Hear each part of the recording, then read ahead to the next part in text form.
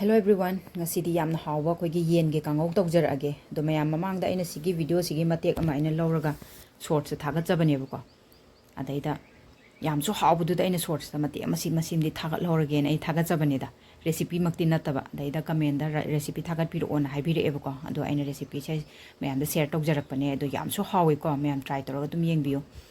ado sem nabagi da makta koina chicken se muscles koigi matong singak ta lawbirani ko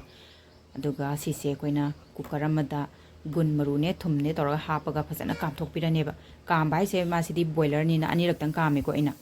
aduga chumnagi local yen oitarga de dum isana chang dum yengbiraga dum kambirani aduga sise koina khutna setokpani khangde thangna lenmani khangde tora semtokpirani ko ai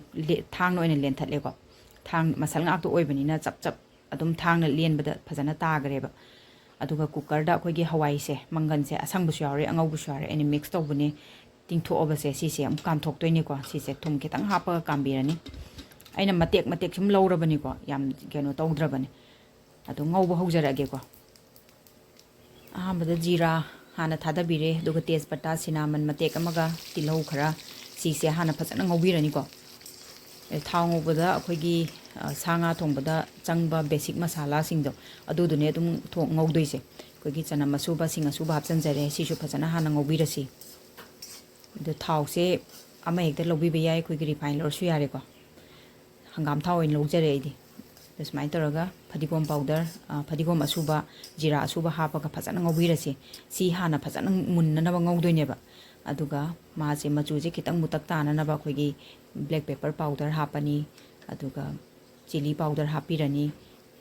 machu kitang hapani aduga alu se hapsan jaraga phajana si je hana phajana otlaga ngobi doine alu se munna na ba ado thuna na munna na ba koigi thum kitang hapsan biraga phajana tu ngobi bi yare ko thum hapsan jare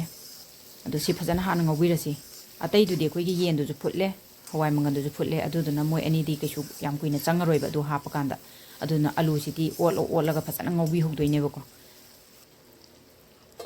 makum khumjalaga si je hana phajana mulhalasi makum hangto ga mu yengjaraje yengbirasi adum khara di mule ko adu smai toraga olaga sisu kasangi dana bodo mu khumjanba amu hangtok pa toraga si ge alu se hana munna na bagido hana phajana sembi tare ko alu mulade dum lumun garabani se dum yam hawbuni ko yamna si se try to biyo aina share tor eba poching se dum yam hawren ha khallagani ko aduga koigi sigi yen se aina semtok sare thangna len thala semtok sabani ko aduga kitang chawrap sun seme mayamna koigi kupna setoga tawrasu dum yai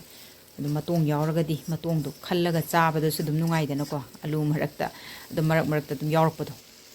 dum machu morok to masai gi asuba do kitang hapsan jare aduga hawai mangan afutpado dum ju hapsan jare ko hawai mangan je phutpa matamda thum kitang hapi ho ko aduna manung dum thum changbani na hawbane ba do garam masala kitang hapsan jare ko do phajana ot pirani si ola ngaudoine makhumdi khumjala roi makhada ka sandana bodo phajana ola ngauraga alu ji dum mulle hawai ju mulle yen ju mulle aduna ka syam kuina changroi alu do mulhan bodo adune ba darkar yam ois aduna loirabani na si phadigom je hapsan birani aduga phajana okhai minarani ko adu mayam yen kangau aigidi aina semjaba yen gi kangau gi recipe ne adu mayam di kamaina ngauge kari ga ngauraga na hen hauni habidusu comment da phongdok piramo anoba aigi channel se nongna thengna biba yawraga na support to biramo aduga chicken kangau sibu pambiba aduga video sibu pambiba yawbiraga di nungai biba phawbiraga di like amamam tang nambiramo like tuna engonda di support yamna pibiyeba ko aduduna mayamsu aigi recipe se try toroga ungtang yengbiyu hawi hauti habado comment da phongthok piramo ngasigidi bye bye